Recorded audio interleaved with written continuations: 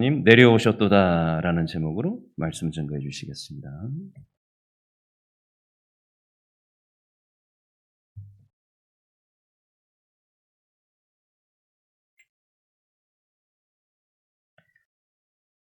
우리가 하나님의 자녀가 되는 방법은 무엇일까요?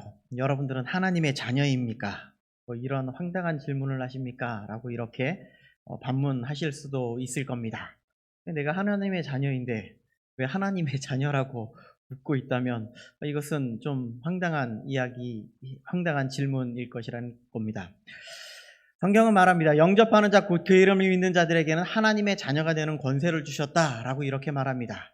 우리가 하나님의 예수 그리스도의 이름을 믿는 자에게 주시는 특권, 하나님의 자녀가 되는 권세입니다. 그 이름으로 살아가고 그 뜻 가운데 살아가는 자가 우리가 되어야 함을 말씀하고 있죠. 그런데 이런 권세는요, 사람의 의지로 되어지는 것이 아니라, 우리의 능력으로 되어지는 것이 아니라 하나님이 전적인 은혜로 말미암아 우리에게 주어지는 것이다 말씀하고 있습니다. 이 모든 것이 하나님의 뜻으로 말미암아 되어진 것임을 이야기하고 있죠. 에베소서 1장 5절 말씀에 보면 그 기쁘신 뜻대로, 하나님의 기쁘신 뜻대로 우리를 예정하셨다고 말씀하고 있습니다. 하나님이 기뻐하시기 때문에 우리를 한 사람 한 사람 창세전부터 선택하셨고 우리를 불러주셨다 말씀하고 있는 겁니다. 그리고 예수 그리스도로 말미암아 하나님의 아들들이 되게 하신 놀라우신 능력을 우리에게 베풀어 주셨다 말씀하고 있는 것이죠. 우리의 능이 아닙니다. 하나님의 기뻐하시는 뜻입니다. 우리를 불러주심이 하나님의 놀라우신 은혜라는 말씀을 하고 있다라는 겁니다. 그것이 바로 하나님의 자녀이고 하나님의 백성이라는 말씀을 하고 있는 겁니다. 그렇다면 우리는 하나님의 자녀로, 하나님의 백성으로 어떤 삶을 살아가는 것이 합당할까요? 어떻게 행하는 것이 합당할까요? 우리가 흔히 말하는 거 있죠. 하나님의 말씀에 순종하십시오. 하나님 앞에 기도하십시오. 하나님의 복음을 전하십시오. 전도하십시오. 이것이 우리가 하나님의 기뻐하시는 뜻을 따라가는 그런 삶일까요? 우리는 이 세상을 살아나가는 것이 어떤 삶인가 하면 바로 영적 전쟁을 나가는 그런 삶이라는 것을 우리는 깨달아 알아야 된다는 것이죠. 영적으로 우리를 무너뜨리려고 하는 세력들이 너무나 많이 있습니다. 우리가 이 세상을 살아나가는 게 얼마나 힘들고 어려운지, 정말 악한 마귀 사탄은요, 우리를 넘어뜨리려고, 우리를 집어삼키려고 정말 우리를 두루 다니면서 우리 삼킬 자를 찾고 있다는 사실을 우리는 알아야 된다는 겁니다. 그래서 사도 바울은 이렇게 고백합니다. 누가 우리를 그리스도의 사랑에서 끊겠습니까? 환난입니까? 공고입니까? 박해입니까? 기근입니까? 적신입니까? 위험입니까? 칼입니까? 하나님이 우리를 사랑하셔서 우리를 자녀 삼아 주셨는데 그 자녀된 백성이, 사단은요, 우리를 계속해서 위험과 환난과 어려움과 공고와 벌거벗음과 이런 위험을 우리에게 계속 줄 수 있다고 말합니다. 그런데요, 하나님께서도요, 우리가 믿음 가운데, 하나님의 자녀 가운데 든든히 세워져 나갈 수 있도록 우리에게 환난도 주시고요, 괴로움도 주시고요, 박해도 주시고요, 기근도 주시고요, 위험도 주실 수 있음을 말씀하고 있다는 겁니다. 이렇게 우리가 하나님의 자녀로 든든히 세워져 나가는 겁니다. 우리가 어려움이 있어도 든든히 세워져 나가는 우리들이 되어야 함을 말씀하고 있다는 겁니다. 오늘 본문이 그런 선택의 기로에 서 있는 사람들이 나오고 있다는 겁니다. 그런 백성들이 나오고 있다는 겁니다. 어떤 선택을 하는 것이 합당한지, 어떤 길을 걸어가는 것이 하나님이 기뻐하시고 온전한 뜻을 걸어가고 있는지 한번 오늘 말씀을 통하여서 살펴보도록 하겠습니다. 우리가 살펴보지는 않았는데요, 먼저 지난주에 말씀을 보았던 11절 끝에 있는 말씀, 그때에 라는 그 말씀부터 12절까지에 있는 내용을 한번 살펴보겠습니다. 그때의 여호와의 백성이 성문이 내려갔도다, 여기부터 한번 같이 한 목소리로 읽어보도록 하겠습니다. 11장 11절 끝에 있습니다. 그때에 함께 읽겠습니다. 시작. 그때에 여호와의 백성이 성문에 내려갔도다. 깰지어다 깰지어다 드보라여 깰지어다 깰지어다 너는 노래할지어다 일어날지어다 바라기여 아비노함의 아들이여 내가 사로잡은 자를 끌고 갈지어다. 이 상황이 어떤 상황이냐면요, 그때에 오늘 본문 13절에도 그때에라고 이렇게 이야기하고 있는데 어떤 때를 이야기하고 있냐면 이 그때에는요 여호와의 백성들이 지금 힘들고 어려운 상황입니다. 지금 시스라의 연합군의 위험에 빠져 있는 그런 상황이 처해 있는 상황에 놓여 있다는 겁니다. 그때에 지금 누가 성문으로 내려갔냐면요 여호와의 백성이 내려갔다고 이렇게 이야기합니다. 여호와의 백성이 성문으로 내려갔습니다. 누구를 깨우려고요? 드보라를 깨우기 위해서, 우리의 영적 지도자를 깨우기 위해서 여호와의 백성이 내려갔다고 이렇게 이야기하고 있습니다. 드보라를 깨우는 이유는 이 전쟁 가운데 전쟁을 하기 위해서입니다. 이 전쟁에서 승리하기 위해서입니다. 그리고 드보라를 깨우고 바락을 일으켜서 이 전쟁이 하나님께 속해 있기 때문에 이 모든 전쟁을 통하여서 하나님의 능력, 하나님의 기뻐하시는 뜻을 우리에게 보여주시고자 하는 그런 놀라우신 의미가 있다는 겁니다. 그런데 더 중요한 것은요, 하나님의 백성이 먼저 올라갔다는 겁니다. 하나님의 백성, 이 백성이 어떤 전쟁을 일으키고 있는지 우리는 오늘 본문을 볼 수 있다는 겁니다. 먼저 전쟁에 참여한 백성들입니다. 지파들입니다. 전쟁이 일어나면요, 우리는 어떤 길로 가야 할까요? 우리에게 영적 전쟁이 일어납니다. 우리에게 사단마귀가 자꾸 우리에게 괴롭힙니다. 우리는 어떤 전쟁으로, 어떤 길로 걸어가야 하냐는 말입니다. 먼저 전쟁에 참여한 지파들을 살펴보겠습니다. 13절의 말씀을 보니까요, 우리말 성경으로 여러분들에게 읽어드릴게요. 그러자 남은 사람들이 지도자들에게 오고라고 이렇게 말합니다. 남은 자들이요, 누구에게 오냐면요, 지도자들에게 왔다고 이렇게 말합니다. 지금의 현장은요, 시스라의 연합군과 이스라엘 자손이 싸우고 있는 그런 지금 시점입니다. 지금 이스라엘 백성들이 20년 동안 얼마나 힘들고 괴롭고 그들에게 핍박을 당하고 괴로움을 당하고 막 약탈을 당하고 이런 일을 너무나 많이 당했는지 모릅니다. 어려움을 당했습니다. 심지어 그들에게는요, 이런 어려움 때문에 죽은 사람도 있을 것이고요, 해외로 도피한 사람들도 있을 것입니다. 이런 힘들고 어려운 상황 가운데 그 남은 자들, 하나님의 백성을 계속해서 의지하려고 했던 그 남은 자들이 누구를 찾아가냐 하면 지도자를 찾아가고 있다는 겁니다. 드보라를 찾아가고 있다는 겁니다. 이 지도자들에게 왔다 이렇게 고백하고 있다는 겁니다. 그렇게 힘들고 어려운 상황 가운데 나를 정말 이끌어갈 그런 지도자가 필요합니다. 나를 그렇게 이끌어갈 그런 지도자가 정말 드보라가 필요합니다. 이것을 지금 고백하고 있다는 겁니다. 그런데 이런 놀라운 내려옴에는요, 어떤 일이 있었는가 하면 그 이후의 말씀도 제가 우리말 성경으로 읽어드리겠습니다. 여호와의 백성이 내게 전쟁 용사로 왔다네 라고 이렇게 기록합니다. 누가 왔다고요? 여호와의 백성이 내려왔다고요. 여호와의 백성이 드보라를 깨울 뿐만 아니라 바락을 일으켜 세워서 이 전쟁의 승리로 이끄는 건가 하면 여호와의 백성이 이 전쟁의 용사로 함께 동참하고 있다는 말씀입니다. 그들이 힘든 가운데 지도자를 찾고 따라가는 모습을 보면서 여호와의 백성이라고 이렇게 지칭해주고 있다는 겁니다. 이 말이 어떤 의미를 담고 있냐면요, 이들은 과연 누구로 왕을 삼고 계속 살아가고 있었는가, 이것을 우리에게 보여주고 있다는 것이죠. 하나님을 왕으로 섬기고 있는 자들에게 하나님은 모세에게 이런 말씀을 주셨어요. 나는 너를 애굽 땅 종되었던 집에서 인도해 된 여호와 하나님이다. 내가 나를 하나님으로 인정하면 내가 너의 하나님이 될 것이다. 이 말씀을 하고 있는 거예요. 우리가 하나님을 왕으로 섬길 때 우리의 하나님이 나의 하나님이 되어주셔서 이 모든 것을 이끌어 가실 것이다. 이렇게 말씀하고 있는 겁니다.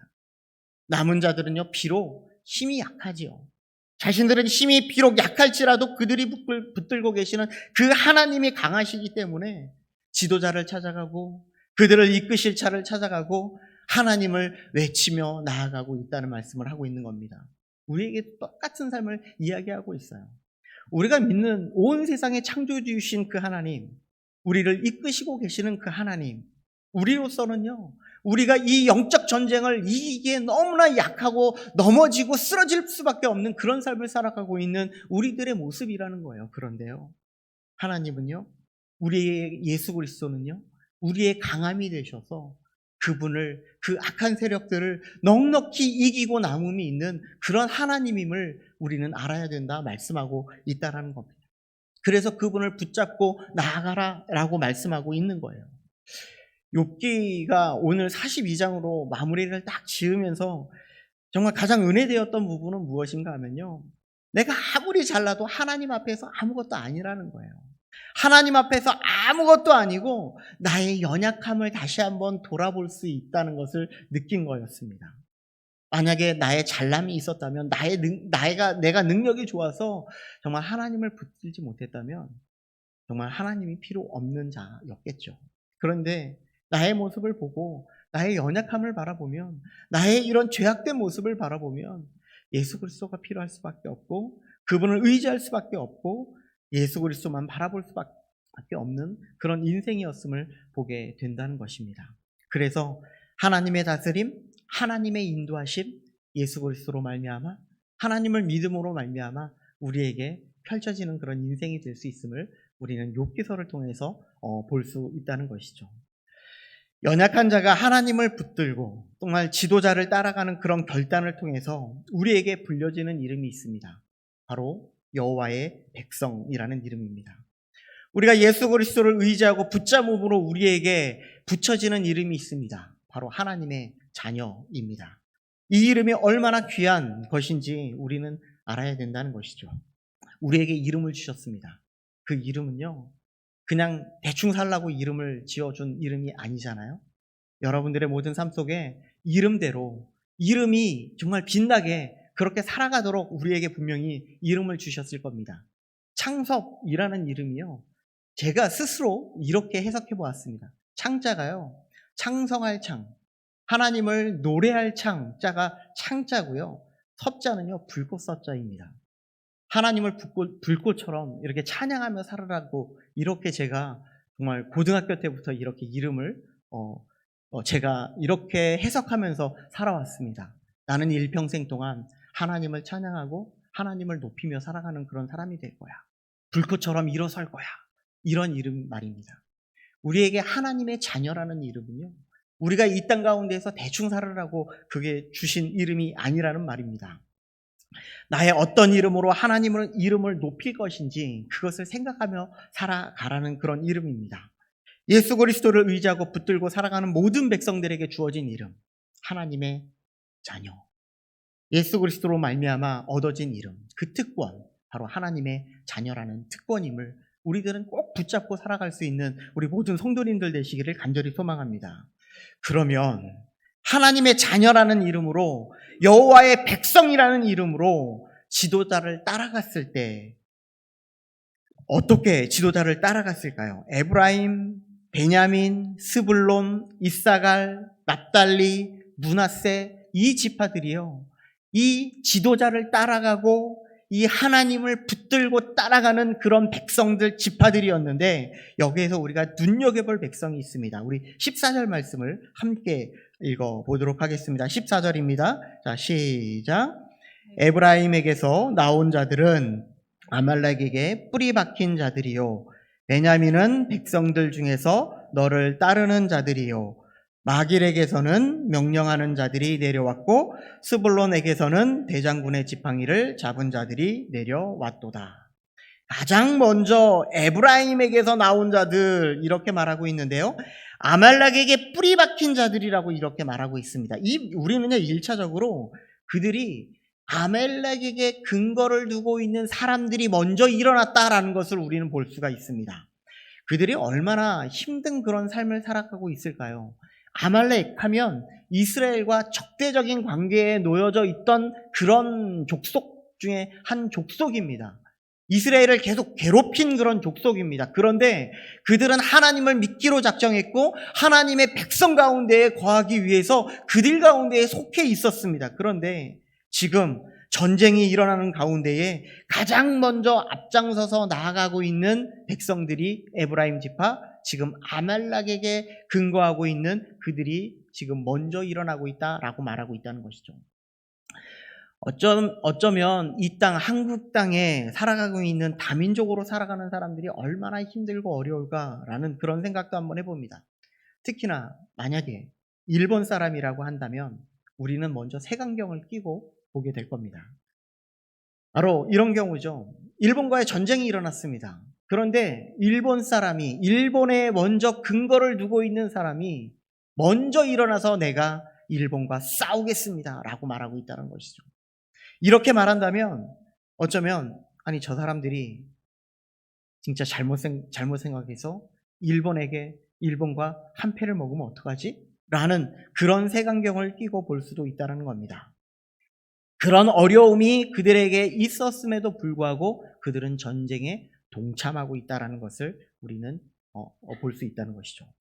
누구보다도 더 큰 괴로움이 있었고 그들이 힘든 가운데 있었지만 그들은 그들과 함께 이들에 참여하고 있다라는 겁니다.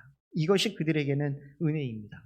그것이 바로 하나님의 백성이 누리는 은혜라는 말씀입니다. 베냐민 백성들도 보십시오. 지도자들이 나오지 않습니다. 그냥 백성들만 나오고 있습니다. 베냐민이라는 이 지리적인 위치 때문일 수도 있는데요. 그럼에도 불구하고 그들은 같은 민족의 이 동족의 아픔을 같이 하는 그런 백성들이라는 겁니다. 그들을 그냥 내버려 두지 않습니다. 그들의 아픔을 같이 하고자 했습니다. 그럴 때 하나님이 주시는 은혜가 바로 하나님의 백성이라는 말씀입니다. 마길과 스불론은 명령하는 자들과 대장군의 지팡이들을 잡은 자들이 내려왔다 이렇게 말합니다. 그들도 역시 하나님의 백성이라는 것이죠. 그리고 이사갈 방백들이요 드보라와 바락 뒤를 따르는 것을 볼 수가 있는데요. 이어서 18절 말씀을 우리 함께 보도록 하겠습니다. 18절 말씀입니다. 시작. 스불론은 죽음을 무릅쓰고 목숨을 아끼지 아니한 백성이요 납달리도 들의 높은 곳에서 그러하도다. 스불론은요 죽음을 무릅쓰고 목숨을 아끼지 아니한 백성이라고 이렇게 고백하고 있습니다. 그런데 납달리도 이와 그러하도 높은 곳에서 그러하도다 이렇게 표현하고 있어요. 하나님 나라를 위해 그들의 굳은 의지는요 자기 목숨을 내놓기까지 내가 이 모든 전쟁에 참여하겠다라는 그런 백성이었습니다. 우리는 무엇에 집착하고 있습니까? 우리는 정말 어떤 것에 집착하고 살아가는지 한번 생각해 보아야 된다는 것이에요.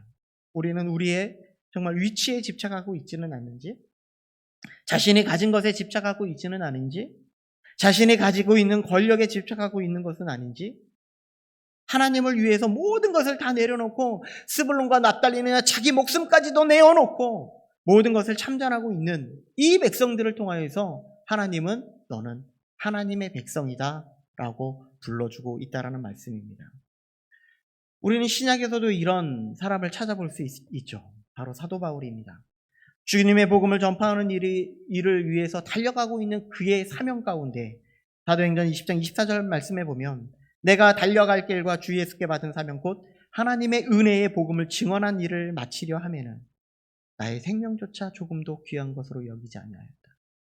이것이 사도 바울이 나가는 그 길입니다. 하나님의 복음 가운데 걸어가는 그 길, 내 생명을 전혀 아끼지 않고 나아가는 그 길이었다 말씀하고 있는 것이죠. 하나님의 복음을 전하는 것이 얼마나 귀하고 중요한 사명인지 알기 때문에 자신의 생명을 다 내어놓기까지 이 길을 걸어가고 있다는 겁니다. 지금 스불론이나 납달리도 마찬가지이죠. 하나님의 나라의 일이라면, 하나님의 나라가 든든히 세워지는 길이라면 나의 생명조차 조금도 아끼지 아니하고 모든 것을 내어놓고 나는 하나님 앞에 모든 것을 내어놓고 나아갈 각오가 되어 있다. 이것이 바로 스불론과 납달리의 그런 모습이었습니다. 믿음이었습니다. 이런 믿음의 본을 보이신 분, 바로 우리 구주 예수 그리스도이십니다. 예수님은요, 하나님의 나라를 온전히 세워나가기 위해서 자신의 목숨을 아끼지 않고 죽기까지 본을 보이셨다는 겁니다. 순종하셨다는 말씀입니다. 만일 예수님이 그 십자가의 길을 걸어가시지 않았다면 우리에게 복음이 올 수 있었을까요? 죽기까지 순종함으로 우리에게 복음이 왔고 그로 말미암아 우리에게 구원의 은혜를 베풀어 주셨음을 우리에게 말씀하고 있는 겁니다. 얼마나 놀라운 은혜입니까? 우리는 다 죽어가는 저 지옥의 구렁텅이에 빠질 수밖에 없는 그런 자들이었음에도 불구하고 하나님은 우리에게 구원의 은혜를 베풀어 주셨다는 말씀입니다. 우리는 드보라가 순종함으로, 바락이 나아감으로 이 모든 전쟁의 승리자라고 그렇게 외치고 있는 것 같지만 그런데 하나님은 그 뒤에 자신의 생명을 아끼지 않고 모든 것을 내어놓고 하나님의 말씀에 순종하며 나아가고 있는 그 작은 자들이 있었음을 말씀하고 있는 겁니다. 모든 수고와 모든 수치와 모든 것을 다 무릅쓰고 하나님의 승리의 현장에 동참하는 자들이 있었음을 우리는 기억해야 된다는 것이죠. 그 이름들이 바로 하나님의 백성이라는 이름이라는 것이죠. 우리는 때로 짝하갈 때가 있습니다. 엘리야처럼 말입니다. 엘리야는 이런 고백을 하죠. 나는 이제까지 주 만군의 하나님 여호와를 열정적으로 정말 섬겼습니다. 그러나 이스라엘 자손은 주님과 맺은 언약을 버렸고 주님의 제단을 헐어버렸고 주님의 예언자들을 칼로 쳐 죽였습니다. 이제 나만 홀로 남아있는데 이제 내 목숨까지도 노리고 있는 그 자들입니다. 이렇게 이야기합니다. 그런데 하나님은 무엇이라고 말씀하고 있습니까? 그러나 나는 이스라엘에 7,000명을 남겨두었다. 그들은 모두 바알에게 무릎을 꿇지도 아니하고 입맞추지도 아니하였다. 이것이 하나님의 말씀입니다. 하나님은 내가 하지 않은 누군가를 들어 사용하신다는 사실을 우리는 꼭 기억해야 된다는 것이죠. 그렇게 사용되어지는 자들을 하나님의 백성, 하나님의 자녀 이렇게 불러주고 있다는 말씀입니다. 우리에게도 마찬가지입니다. 우리가 하나님의 자녀, 하나님의 백성 되는 것은요, 나의 생명을 붙들고 가는 그런 자들이 아니라 하나님의 나라를 위해서요, 나의 생명을 조금도 귀한 것으로 여기지 않는 그런 믿음을 요구하고 있다는 것이죠. 그것이 우리의 복음의 현장이 되어질 수 있고요. 오늘 박지선 집사님이 기도하실 때 그런 기도를 하셨는데요. 우리가 지금 하나님 앞에 정말 열정적으로 하나님 앞에 온전히 순종했는지 이렇게 기도하셨습니다. 우리는 정말 올 한 해를 2023년을 돌아보면서 나는 하나님 앞에 어떻게 지금 나아가고 있었는지 한번 돌아볼 수 있어야 됩니다. 그런데 더 중요한 것은요, 우리의 삶의 현장에서 우리가 세상 사람들과 다른 점이 있다면 예수 믿는 믿음을 보일 때라는 것입니다. 우리가 세상 사람들과 똑같이 행동한다면 그것이 믿는 자의 행동일까요? 세상 사람들과 똑같이 술 마시고 담배 피고 똑같이 욕하고 행동한다면 그것이 세상 사람들과 다를 바가 없는 그런 모습이 아닐까 생각합니다. 단지 주일에만 교회 나오는 것으로 세상 사람들과 나는 다릅니다 라고 이렇게 외칠 수 있냐는 말입니다. 우리는 이 세상에서도 믿는 자가 되어야 한다는 것이죠. 하나님의 백성이 되어야 되고 하나님의 자녀가 되어야 함을 말씀하고 있습니다.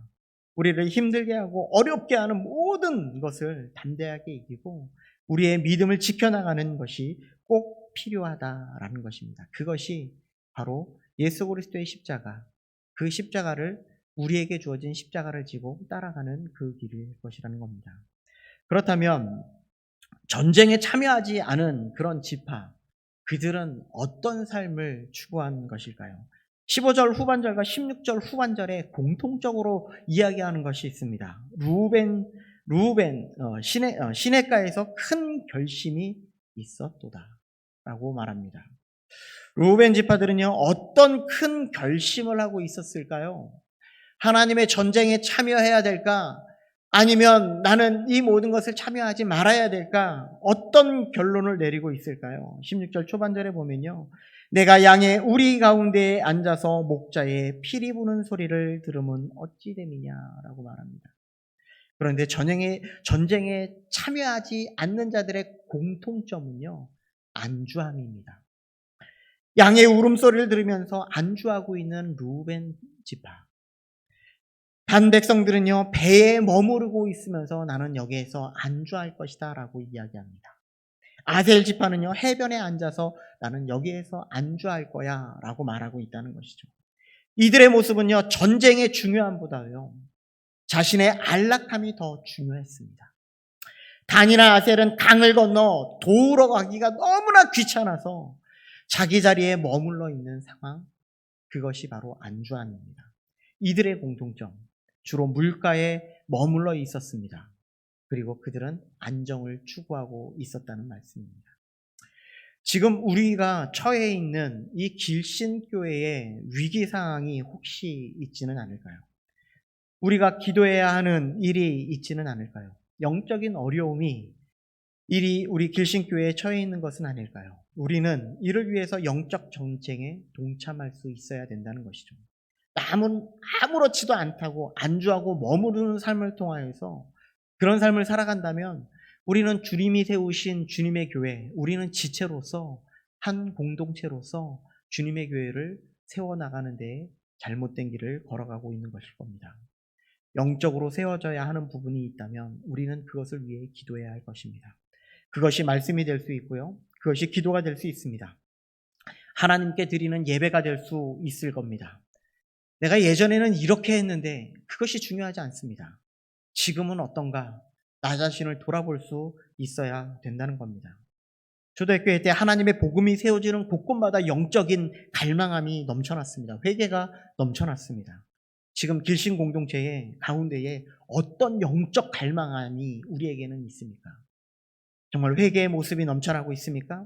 예배에 대한 갈망이 넘쳐나서 하나님 나에게 정말 이 예배를 통하여서 하나님의 은혜를 부어주십시오 이런 갈망이 있습니까? 우리의 모습 속에 어떤 갈망이 있는지, 어떤 갈망이 사라지고 있는지 우리 자신을 돌아볼 수 있는 오늘 하루가 되어야 합니다. 그럴 때에 어떤 일이 벌어질까요? 19절부터 22절까지가 바로 영적 승리의, 전투의 승리의 모습들입니다. 별들이 하늘로부터 싸웁니다. 내가 스스로 승리하는 것이 아니라 하나님이 모든 것을 다 이기게 하신 하나님의 놀라우신 능력입니다. 우리가 살아가는 삶은요, 사탄의 전쟁의 그런 현장입니다. 분명 예수 그리스도를 통하여서 사탄의 권세는 다 물리쳐 주셨어요. 그런데요, 하나님께서 계속해서 우리에게 어려움과 힘듦과 고난과 그런 모든 길을 걸어가게 하신 그 이유가 있다면 우리가 하나님을 진정으로 붙잡고 있는지, 그분을 우리의 왕으로 섬기고 그렇게 살아가고 있는지, 그분이 우리의 구주가 되어서 그분만이 우리의 힘이 되어주셔서 그분만을 붙잡고 살아가고 있는 우리의 삶의 현장인지 그것을 계속해서 붙잡고 살아가라고요. 우리에게 그런 어려움을 주시고 있다라는 겁니다. 오늘 말씀을 통하여서 나는 정말 하나님의 자녀입니까? 이것을 다시 한번 돌아볼 수 있어야 합니다. 내 마음속에 하나님의 자녀라는 이름으로 살아감에 있어서, 주를 위하여서 살아감에 있어서 정말로 그렇게 영적 전투에 나는 참여하고 있는지, 우리의 삶의 현장에 믿는 자로서 그렇게 참여하고 있는지, 우리는 하나님의 말씀에 그렇게 갈망하고 하나님 앞에 기도에 갈망하고 회개에 갈망하고 예배에 갈망하며 그렇게 살아가고 있는지, 우리는 2023년을 마무리하면서 새롭게 다가오는 새해에는 더욱더 주님이 주시는 힘으로 어떻게 하면 우리가 영적으로 새롭게 일으켜 세울 수 있을까? 어떻게 하면 회개의 영이 우리에게 더욱더 늘어날 수 있을까? 이것을 생각해 보면서 우리들이 오늘 결단하며 주님께 나아갈 수 있는 모든 성도님들 되시기를 간절히 축복합니다. 기도하겠습니다.